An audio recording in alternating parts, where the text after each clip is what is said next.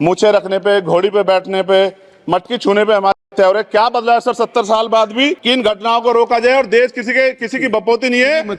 Finally वो दिन आ चुका है जब चंद्रशेखर आजाद अपनी बात जो है संसद में रखेंगे और मैं ये देखना चाहता हूं कि वो किन बातों पर ज्यादा फोकस करेंगे और क्या क्या उनके लिस्ट में है। और ये बहुत इंपॉर्टेंट है क्योंकि जिस तरह से चंद्रशेखर आजाद बोल रहे थे कि अगर मैं सड़क से संसद पहुंच गया तो आपकी आवाज प्रबल तरीके से उठा पाऊंगा। कल जैसे आप लोगों ने देखा था कि कैसे राहुल गांधी ने ओम बिरला को रोस्ट किया, उसके बाद मोदी जी को भी रोस्ट कर दिया, उसके बाद जितने भी सामने आ रहे थे सबको तोड़ते फोड़ते जा रहे थे। लेकिन आज चंद्रशेखर आजाद ने जो है वो मोदी जी, राहुल गांधी जी और अखिलेश जी तीनों को रोस्ट कर दिया। उनका ये कहना है कि हम लोग जो है ना वो धर्म की राजनीति नहीं करते, हम लोग मुद्दों की राजनीति करते हैं।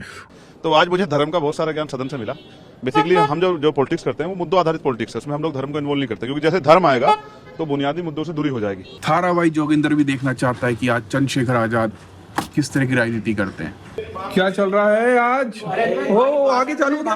देखो भाई चालू हो गया क्या? हाँ अभी बस अभी हुआ है। साथ साथ सभापति जी, भाजपा ने चुनावी लाभ के लिए सबका साथ सबका विकास के नारे दिए जो खोखले हैं, क्योंकि 10 साल में दलित, पिछड़े, आदिवासी, मुस्लिम और अन्य धार्मिक अल्पसंख्यक के जो अत्याचार हुए हैं वो किससे छिपे हुए नहीं है। ये गलत है, ये बंद होना चाहिए। पूछे रखने पर, घोड़ी पे चढ़ने पे, मटका छूने पर आजादी के 70 साल बाद बदला क्या है, ये एक स्टेटमेंट से जो है ना लगभग 70% जो एट्रोसिटीज होती हैं उनको कवर कर लिया। चंद्रशेखर आजाद ने ये लाइनें जो है संसद में बोली और ये गजब की थी यार। दिल्ली के तुगलकाबाद के गुरु घर को वापस बनवाने की मांग करी। आपने देखा था कैसे उन्होंने 250 लाठियां खाई थी। मुझे हर एक मुद्दा जो है ना जैसे जैसे वो संसद में बोलते जा रहे थे मेरे दिमाग में रिकॉग्नाइज होता जा रहा था। अच्छा वहां ये हुआ था, वहां ये हुआ था। जनाब हम जा रहे हैं मंदिर बनान। दिल्ली पुलिस, केंद्र की सरकार, सुप्रीम कोर्ट ने उस दिन हम लोग अपने घर में देर से पहुंचे, उन्होंने तोड़ दिया। आज हम बनान जा रहे हैं। राष्ट्रपति जी ने धर्म के बारे में बात की थी। राम मंदिर से पहले हमारे गुरुघर तुगलकाबाद का फैसला आया था। राष्ट्रपति जी, वो सभापति जी, अभी तक दिल्ली में स्थित सदगुरु रविदास जी महाराज का गुरुघर नहीं बना। 2 अप्रैल 2000 का वो भयानक मंजर क्यों नहीं याद तेरे को? बिल्कुल ऐसा, मतलब ऐसा लग रहा था पता नहीं क्या ही हो रहा है हमारे देश में यार। क्या यहाँ पे कानून व्यवस्था नहीं है? और उल्टा जो हमारे लोग पर जो है मुकदमा दर्ज हो जाता है, उनके लिए मांग उठाई। 2 अप्रैल 2018 को SC/ST के बच्चों पे बहुत बड़े पैमाने पे मुकदमे लगे थे। वो हमारी लड़ाई सही थी, ये सुप्रीम कोर्ट ने माना और बाद में सरकार ने माना। वो मुकदमे तुरंत वापस होने चाहिए।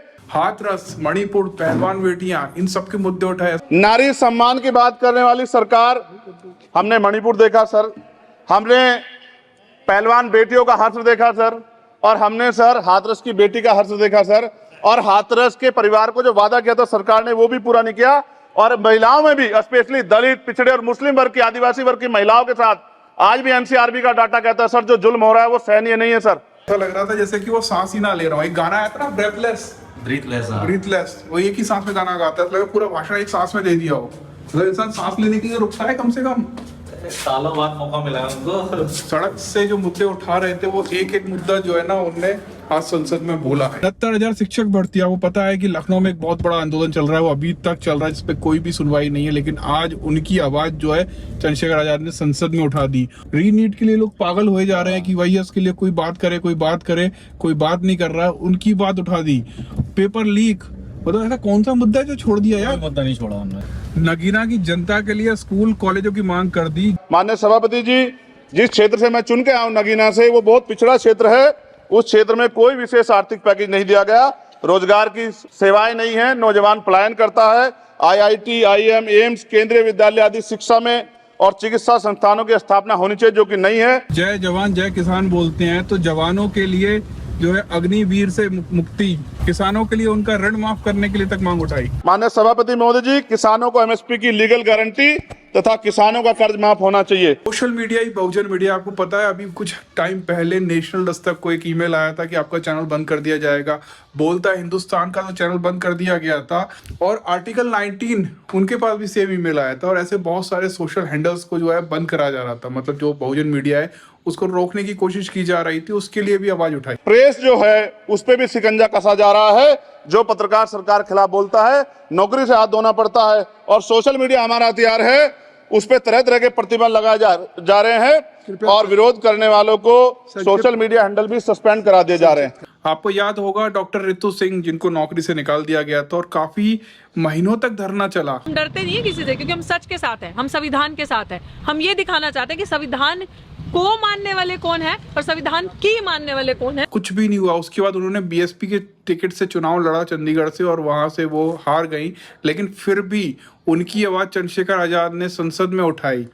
याद होगा आपको प्रोफेसर लक्ष्मण यादव जिन्होंने प्रोफेसर की डायरी किताब लिखी थी जिसमें पूरा बताया था किस तरह से उनको नौकरी पे रखा और निकाल दिया गया, उनके लिए भी आवाज उठाई। उन्हें एक मैसेज देना है कि देखो बोलोगे तो लक्ष्मण यादव की तरह सजा मिलेगी, गुलाम बन जाओगे आरएसएस की शाखा में जाकर के, जाने कितने लोग परमानेंट हो गए। सभापति जी, शैक्षणिक संस्थानों विश्वविद्यालयों में, चिकित्सा संस्थानों में ओबीसी एसटी के योग्य अभ्यर्थी को एनएफएस करके जिस तरह निकाला जा रहा है, लेटरल एंट्री करके जिस तरह हमारे रास्ते बंद किए जा रहे, ये भी हम देख रहे हैं सभापति जी।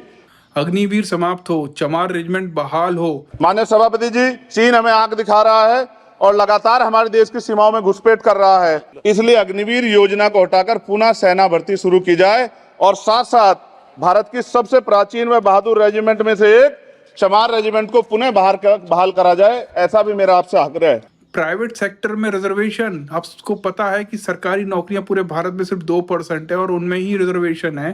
बाकी जो 98% नौकरियां हैं वो प्राइवेट सेक्टर्स में और वहाँ कोई रिजर्वेशन नहीं है। महामहिम राष्ट्रपति जी के भाषण में निजी क्षेत्रों में SC ST OBC को रिजर्वेशन देने का कोई उल्लेख नहीं हुआ है, जो कि आज चर्चा का विषय, क्योंकि 98% प्राइवेट सेक्टर है, 2% सरकारी सेक्टर है, तो 98% प्राइवेट सेक्टर में भी हमारी हिस्सेदारी की बात होनी चाहिए। मैं चंद्रशेखर आजाद को लगभग जो है 5-6 सालों से जानता हूं और उन्होंने अभी तक जितने भी मुद्दों पर आंदोलन किए हैं वो एक एक मुद्दा उनने आज सदन में बोला है। मैं आज जब सोकर उठा ना, मैंने एक वीडियो देखा जिसमें अखिलेश यादव जो हैं वो संसद के अंदर दाखिल हो रहे थे। मुझे ऐसा लग रहा था जैसे कल राहुल गांधी ने किया आज अखिलेश यादव करेंगे, लेकिन ऐसा कुछ खास हुआ नहीं और अपने साथ वो एक व्यक्ति को साथ में लेके चल रहे हैं जिन्होंने राम मंदिर वाली जो सीट है फैजाबाद वो जीती है, जिनका नाम है अवधेश प्रसाद, अगर मैं सही हूँ तो वो बात बात पे उनको खड़ा कर देते थे। मेरे को एक पिक्चर याद आ रही थी बार बार, वेलकम पिक्चर आपको याद होगी, नाना पाटेकर, वो एक आदमी को अपने साथ लेके चलते थे, जैसे ही कोई कुछ बोलता था या लड़ता था उनसे तो उनको खड़ा कर देते थे। ऐसे ही जब बीजेपी कुछ बोलती थी वो उनको खड़ा कर देते थे। ए बल्लू बता इसे बता, मुझे गुस्सा आता है तो क्या होता है पता है? मेरी एक टांग नकली है, मैं हॉकी का बहुत बड़ा खिलाड़ी। आप लोगों ने कल के संसद का नजारा देखा ही था। उसी मुद्दे पर आज मायावती जी ने भी ट्वीट किया। जो इंडिया है, राहुल गांधी हैं, अखिलेश यादव हैं, वो जो है बीजेपी को, मोदी जी को कुछ ऐसे मुद्दे दे रही है जिन पर वो वापस से अपनी पुरानी हिंदुत्व की राजनीति जिंदा कर लेंगे। एक तरीके से जो है राहुल गांधी उनको एक मौका दे रही है और उस मौके का फायदा पूरा बीजेपी उठाएगी। और यही बात जो है सुबह एक इंटरव्यू में चंद्रशेखर आजाद ने बोला था कि हमें इन सब से मतलब नहीं, हमें मुद्दों से मतलब है। भाई साहब मज़ा आ रहा है, मतलब अभी तो बहुत सारे लोग बचे हैं, राउत बचे हैं, बेनीवाल बचे हैं, संजना जाटव बची हैं, उन सब के भाषण भी मुझे सुनने हैं। तो देखते हैं, शायद इन सब के भाषण अगर कल होते हैं तो वो भी मैं आपको बताऊँगा। और आज बहुत लंबा हो गया, आज के लिए इतने रखते हैं, मिलते हैं कल, बाय।